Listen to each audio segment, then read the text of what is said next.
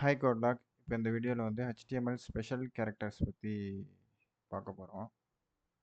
இது என்னென்னா HTML special characters வந்து நம்ம ஸ்கிரிப்டாக உள்ள ஸ்கிரிப்ட்ஸ்லாம் என்ட்ரு பண்ணோன்னா அதை HTML என்டிட்டிஸாக மாற்றி கொடுத்துரும்.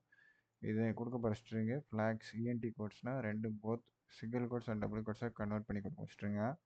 இப்போ நம்ம அது ஒரு எக்ஸாம்பிள் பார்ப்போம்.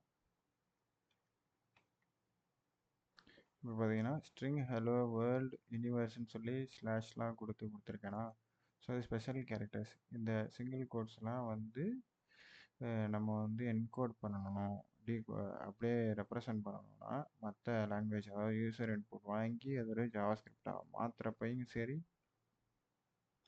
இதுலலாம் அந்த பிரச்சனை வரும் இதை என்கோட் பண்ணுறதுக்கு. ஸோ நம்ம அதுக்கு தான் ஸ்லாஷ் கொடுத்துருக்கோம் எஸ்கேப் பண்ணுறதுக்கு. அப்படி இருந்தும் இது இந்த ஸ்லாஷையும் நம்ம மாற்றணும், HTML என்டிட்டிஸாக மாற்றணும் அப்படிங்கிறது தான் இந்த HTML ஸ்பெஷல் கேரக்டர்ஸ் யூஸ் பண்ணுறோம். இப்போ பாருங்கள், அவுட்புட் பாருங்கள். Hello world universe original string. So safe string வந்து ஹலோ வேர்ல்டு யூனிவர்ஸ் இந்த மாதிரி வருது.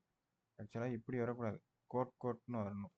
இதில் தப்பாக வருது. வெயிட் அ மினிட், வேறு ஒரு எக்ஸாம்பிள் சொல்கிறேன். இப்போ ஸ்கிரிப்டாக ஒரு யூசர் இன்புட்டில் ஒருத்தர் ஸ்ட்ரிங்காக என்டர் பண்ணுறாரு. ஸோ அதை தடுக்கிறதுக்கு HTML என்டிட்டிஸாக நம்ம மாற்றிட்டோம்னு வச்சுக்கோங்களேன்.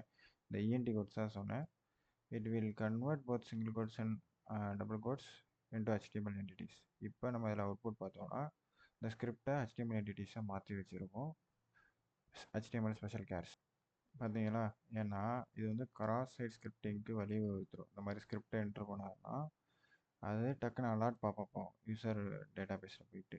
ஸோ அதை தவிர்க்கிறதுக்கு இந்த HTML ஸ்பெஷல் கேர்ஸை நம்ம யூஸ் பண்ணுறோம். இதோட முக்கியமான use case cross site scripting தான். வேறு ஏதாச்சும் யூஸ் கேஸ் இருந்தால் கமெண்ட் பண்ணுங்கள். Bye guys.